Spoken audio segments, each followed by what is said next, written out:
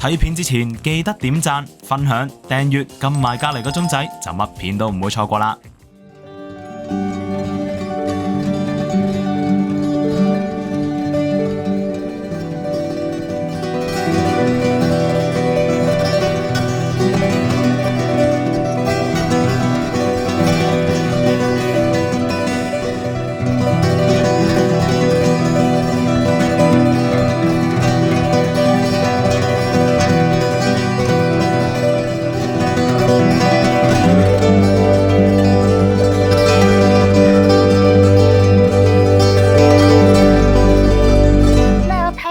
Mark, thank you very much for being with us on Horse Racing Fact Check. For Mark, first we want to know, you were an excellent jockey before, and now you have been a trainer for almost 7 years. And you have been with many famous trainers in Australia, such as Bart Cumming, Guy Waterhouse. This experience making great impacts on your racing career. Yeah, look, Bart Cummings and Guy Waterhouse being two of the best trainers Australia has ever produced, and my time working under them prepared me for a career as a trainer myself. Their styles are very different. Bart Cummings, obviously 12-time Melbourne Cup winning trainer, and train a lot of staying horses, win a lot of derbies. Gay, a lot of golden slippers, early horses, so very different training styles, but nice to take that knowledge into my training career. Thank you. And the next question, you are now opening a stable in Hong Kong to train horses. Most of our horse racing fans might not know much about you, but for some horse owners, they are quite familiar with you, as before you have in contact with them, buy horses for them and train their horses. We are very curious to know what makes you leave Australia and come all the way to Hong Kong for such development. Well, from the time I started training, I had a lot of support from Hong Kong owners. I always enjoyed to travel to Hong Kong, and I think the training environment and the style here suits me. So when the opportunity came to come and work in Hong Kong, Hong Kong Jockey Club been a world leader in horse racing for a long time. And it's something that I always wanted to do, and I think the system here suits the way I train also. Yeah, good. In some of your previous interviews, you mentioned that the number of horses you trained in Australia is around 70, which is already our upper limit in Hong Kong. Is this one of the factors that attract you here? Yeah, for sure. It always trained between 60 and 70 horses in Australia, which is the required number, well, the upper limit of horses here. So that style of training suits me, where you see every horse every day. Racing in Australia now is dominated by stables with 200 and 300 horses in training. And that's not really the style of training I enjoy. I enjoy seeing the horses every day and being part of their training every day, whether it's just watching them or riding them. I think that gives me a good insight into each horse, but it's also what I enjoy doing. Yeah, that's a big factor in it, and I think that certainly helped bring me here. And the support I've had from Hong Kong owners since I started training in Australia 7 years ago was also a determining factor. But I do like to have an interaction with each horse each day, and I think that brings out the best in the horses and the way I train. So very much a style I enjoy. Wow, cool. In the past, some Australian horse trainers such as John Size, David Hayes, David Hall, they opened a stable in Hong Kong, then they have good results. For example, for John, he is the 12th times Hong Kong champion trainer. Please tell us, is Hong Kong racing style similar to Australia, which make it very easy for Australian trainers to adapt? Yeah, I think, look, the training styles where you're training on a race course in an environment where the horses are on the track every day. Certainly similar to the style of training in Australia, where the tracks are firm most of the year, and that's why Australian and New Zealand bred horses do very well here as well. So I think looking at the results of those trainers you mentioned, they've all done very well here over a long period of time. That's something that I would look to achieve as well. Wow. Are there any differences between Hong Kong owners and Australian horse owners? Because in Australia, horses are usually owned by group owners, but in Hong Kong, we have individual owners. This makes communication better or easier? Oh, it makes it much easier. In Australian racing now, we have many big syndicates, and there could be anywhere from 20 to 100 people in a horse. So communicating with those syndicate owners is nearly a full-time job for the trainer in Australia, and that's why a lot of Australian stables now have communication managers and media managers to help manage the workload with that. In Hong Kong, yes, most of the horses are singularly owned, or a syndicate is only a few people, so it makes it a lot easier to communicate with each owner, and obviously then develop a relationship where they remain with your stable for a long period of time. Wow. You hired a female secretary, Karen, in Hong Kong. She used to be the secretary in the stable of horse training Richard Gibson before. She is very familiar with horse racing industry. Does she make it easier for you to contact the owners? Well, it makes it easier for me to contact because not speaking Mandarin or Cantonese certainly makes it a little more difficult, but the communication side of things through Karen, and she's been able to just make my life a little bit easier away from track, so helping me get the ID card, the driver's license, those things to just make our life easier away from the racing side. Wow, cool. What attracts you to horse racing in Hong Kong actually? Is it the racecourse facility, the atmosphere on racing days, or the money prize? Or is it easier to run a stable here?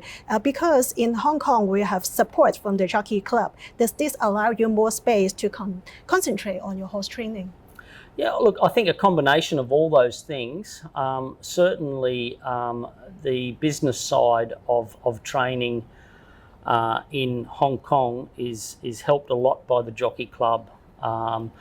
The racing here is of a really good standard, which is what I enjoy, and there's a great atmosphere at every day's racing, whereas the amount of racing there is in Australia nearly every day of the week, sometimes you go to the races and there might only be a few hundred people there, so there's not much atmosphere. Even when you win, it's hard to take a lot of enjoyment out of it if there's not many people there. But in Hong Kong, every race day is very important. It's well attended. Obviously the betting is very big, the prize money is very good. To win any race in Hong Kong, whether it be at the top level or in Class 5, is very important for those particular owners. They've invested a lot of money, and for them to get a return and a win in front of their family and friends, it's certainly a big achievement. Wow. What is your goal for coming to Hong Kong to train horse? Do you want to become a Hong Kong champion trainer like John Size, or do you want to win big races such as Derby or international races? I'd like to do both. Certainly another thing that did appeal to me coming to Hong Kong is with the cap of numbers in your stable. It certainly gives me a chance to be a champion trainer here, where in Australia, unless you're training hundreds of horses, you can't be champion trainer. Obviously the Derby and some of the international races here, I've attended a lot of the international weeks in Hong Kong, and to be able to win on an international stage at Group 1 would be very fulfilling. Please share with us your training style or specialty. Are you particularly good at training new horse or old horse? I'd like to think I've had good success with both, but certainly taking a new horse and getting them through their classes is very satisfying, and it's certainly something I'd be looking to do moving here, is to access new horses into the system here and bring them through and hopefully bring them right through to the top class. Yeah, and then that be makes first time, and afterward, when I go into the cell, right, and then I go into the cell, we will have a lot of people to go into the cell, and then afterward, we will meet him.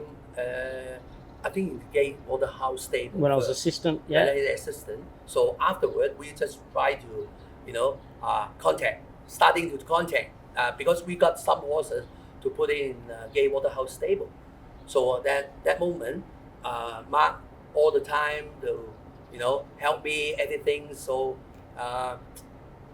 and then starting. Yeah, and then when I took out my own license to train, Patrick provided my first horse. Wow. So do you guys share horse training experience with each other?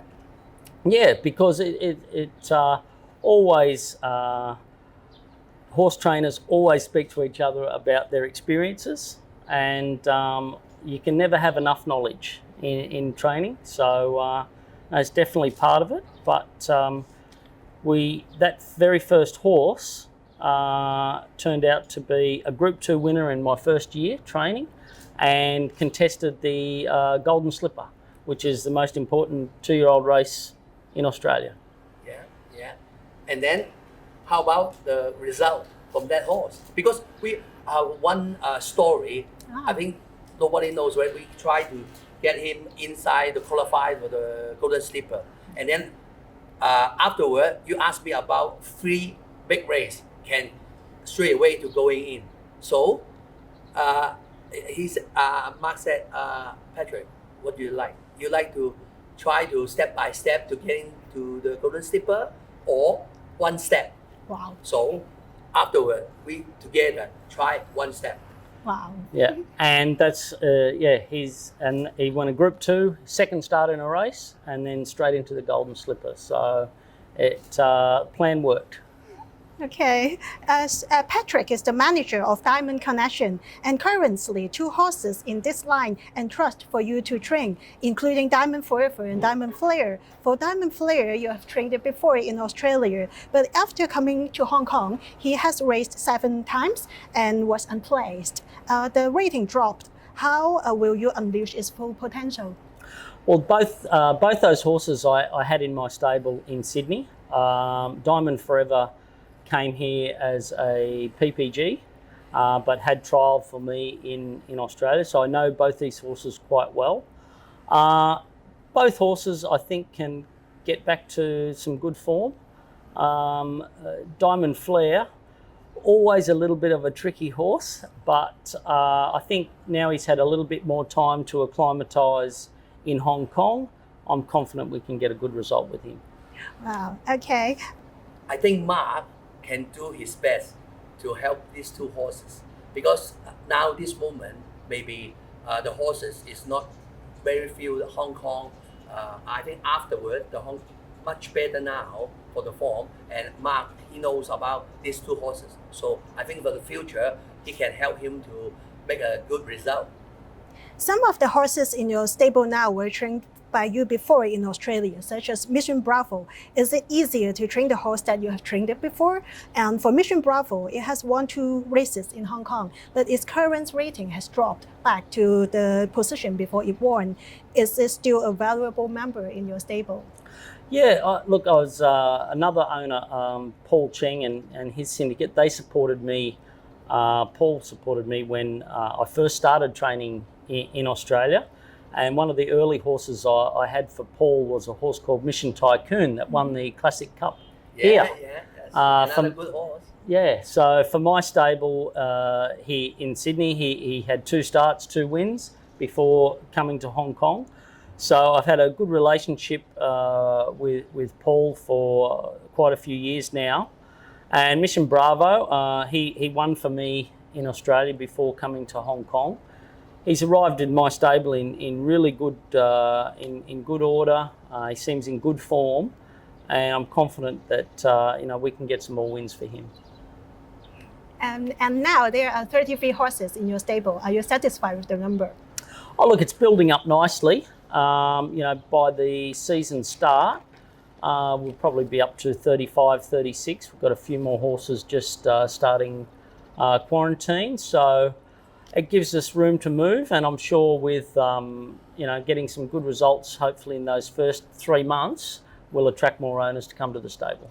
Wow. Okay, there are many new horses in your stable. They will need time to adapt and grow. Will this affect your chances for striving for performance at the beginning of the racing season? Oh, look, I've got enough transfer horses to get the season started, but certainly new horses do take time to acclimatise and adapt to the conditions in Hong Kong. So I won't be pushing those horses too hard because I need to look after them and get the best result for them, not just this season, but the seasons coming ahead. And are you satisfied with the current progress of horses in your stable? You always ride horse in the morning track work. Which horse would you arrange to race in the beginning of the season? Yeah, I'm happy with the way the horses have adapted to my training style and my feeding style. The condition of the horses, they're all in very good shape. So the first horse we probably send to the races will be at the first Happy Valley meeting. That most likely be a horse called One for All that transferred from Richard Gibson. He finished the season in good form. He's a good Happy Valley horse. He has crept up now to Class 3, so he won 3 times in Class 4 last season. And the last Happy Valley meeting, he finished second. So his ratings just pushed him into Class 3, but he comes down in weight. But I'm sure we've got some wins ahead of him. Oh, and now you're training the horses at the Olympic stables. Many trainers before said that it's very difficult to train it there. Do you feel it the same way?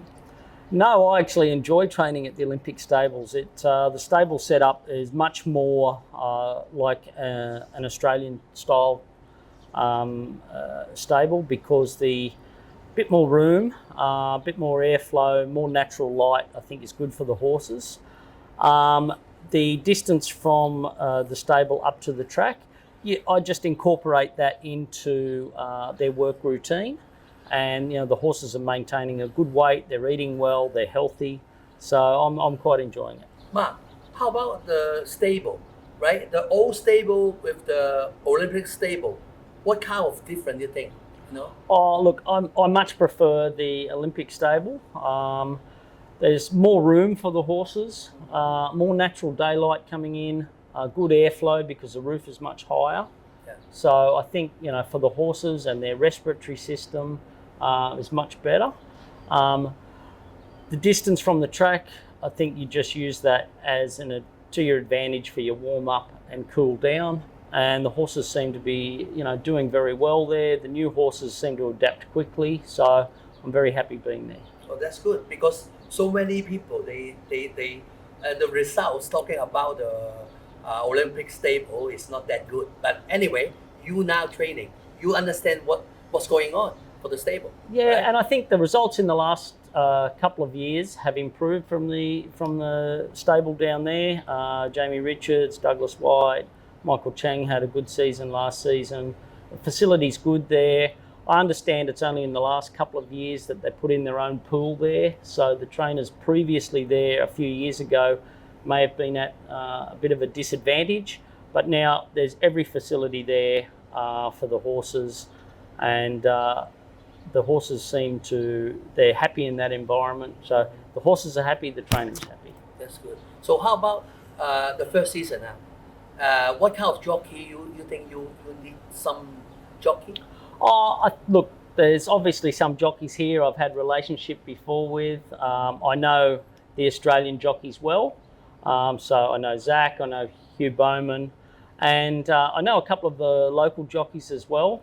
Derek Lung came to Sydney a few seasons ago and has always stayed in contact with me.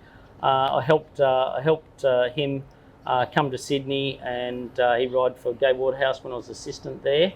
He spent the summer there, so I know Derek quite well, and he's going to ride some horses early in the season for me. So nice to renew some of those relationships, and then see who I work well with. But do you think you will use some Hong Kong jockey? Yeah, I will, because obviously, especially the jockeys that like Zach and Hugh, always weight dependent. Yeah. So some of the local jockeys are lighter, and like someone with Derek or Matthew Chadwick, nice good lightweight jockeys. So I'm sure I'll have a relationship with them as well. That's good. So Mark, long time ago we always together to going to the sale, right? So we have a lot of story about that. So maybe you can tell some people that talking about us to enjoy to buy some horses. Well, each over a long period of time, Patrick's always coming to the Australian sales, either Gold Coast, Sydney, Melbourne, and we meet up, usually sit together, look at a lot of horses together, and Patrick, with his family connection, the Diamond horses, we managed to find some very good horses at not a lot of money either. So Diamond Tathagata, Group 2 winner, had another very good horse called Diamond Thunder. He raced in the Magic Millions races, also a listed stakes winner at Randwick. So managed to have a lot of good luck over a long period of time. And one horses you forgot, Eason. Eason. You remember? Yes. Eason, you forgot that this horse, right? Eason, we found at the Melbourne Premier Sale. Yeah. Not expensive horse either. Yeah. He's been a very good horse in Hong Kong. Yeah. I think Class 2 now. Yeah. So another good horse. Patrick always likes to be very thorough when he looks at the horses, and taught me a lot about selecting horses at a yearling sale.